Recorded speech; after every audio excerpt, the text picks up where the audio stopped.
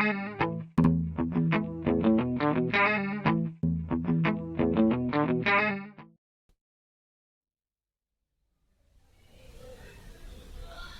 bien, vamos a continuar el tema de las medidas de coerción y vamos a ir tratando entonces de caracterizarlas.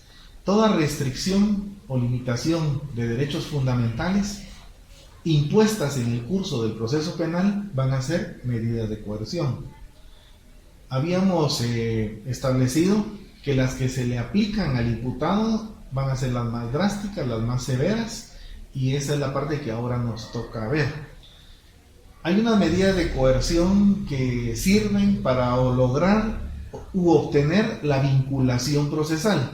Le vamos a llamar así porque el proceso penal va a iniciar con denuncia, va a iniciar con una querella, va a iniciar con una prevención policial, pero no tenemos a una persona detenida en delito flagrante, sino el proceso penal inicia por medio de una investigación a través de un acto introductorio de la noticia del delito que llegó a las manos de algún fiscal, y eso implica que hay que empezar a hacer investigación.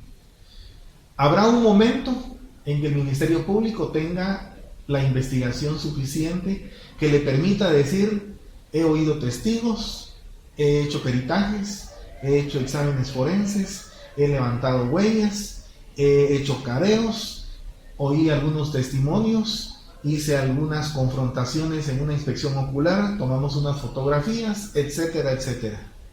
Todos esos elementos nos permiten establecer que tenemos acreditado un delito.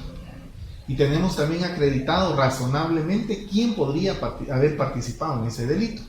Con estos elementos que ya tengo en mi poder, yo necesito ahora medidas de coerción de vinculación procesal. O sea, yo necesito que el imputado comparezca dentro del proceso penal, y entonces tengo varias opciones. Tengo que pensar en aplicar algunos principios para no poder incurrir en arbitrariedad, sino tengo que aplicar algunos principios para poder decidir qué medida de coerción tengo que aplicar.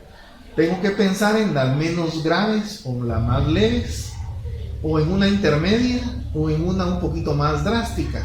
Todo dependerá de varias situaciones. Primero, ¿qué delito le voy a atribuir a esta persona? Vamos a considerar que es un delito bastante grave, porque la pena que tiene va a más de 15 años de prisión. Vamos a considerar que es un delito un poco leve, porque la pena no sobrepasa los 5 años de prisión, o es bastante leve, porque llega a 3 años de prisión. Entonces, es un poco desproporcionado utilizar una medida de coerción grave cuando al final del procedimiento, cuando él se le declarara culpable eventualmente en una sentencia, le podíamos decir: a usted se le va a condenar a 5 años de prisión, y usted lo que tiene que hacer es pagar una conmuta, y entonces vemos que no directamente se le va a afectar en su libertad, sino al final se le va a afectar en el patrimonio. Esto implica que sería desproporcionado de mi parte como fiscal aplicar medidas de seguridad o medidas, de coerción un poco fuertes, cuando al final del procedimiento esta persona, aún siendo ya culpable en ese momento, nunca iría a una prisión, porque habían sustitutivos penales o medidas alternas que le resguarden frente al bien jurídico libertad, si no se vería afectado su patrimonio. Si esto es así, tengo que pensar entonces qué medida de coerción es la más aplicable. Veamos de qué catálogo es el que tenemos.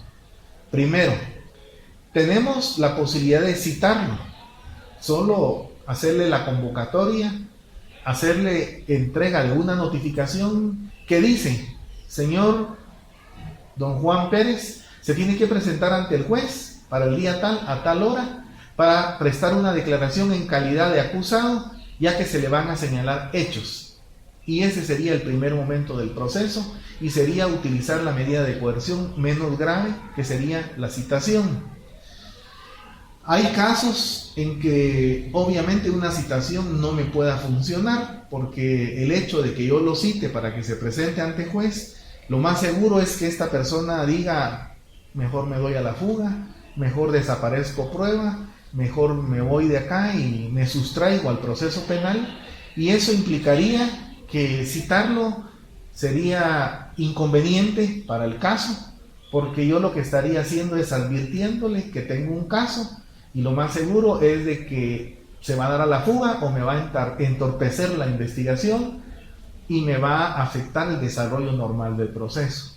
Entonces tengo que pensar en otras medidas de coerción un poco más fuertes, porque la medida de coerción de citación pudiera ser que no cumpliera las expectativas.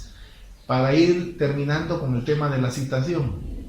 La citación es una medida de coerción, porque si no la cumple la persona que fue debidamente citada, no necesitamos 2 citaciones o 3 o más. Una sola es suficiente y genera efectos jurídicos. ¿Y cuáles serían los efectos jurídicos? Pues podemos utilizar ahora medidas de coerción más graves, como la orden de conducción o una orden de detención, que esto ya implica un grado mayor de coerción, y definitivamente entonces que una citación elaborada de conformidad al artículo 32 constitucional y luego de conformidad a lo que establece el Código Procesal Penal es obligatoria, es una medida de coerción y genera responsabilidad si no la cumplimos.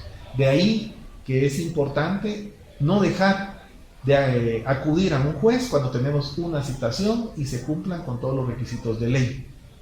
En el siguiente video veremos las otras medidas de coerción que son un poco más graves que esta que estamos en el nivel más bajo, la citación.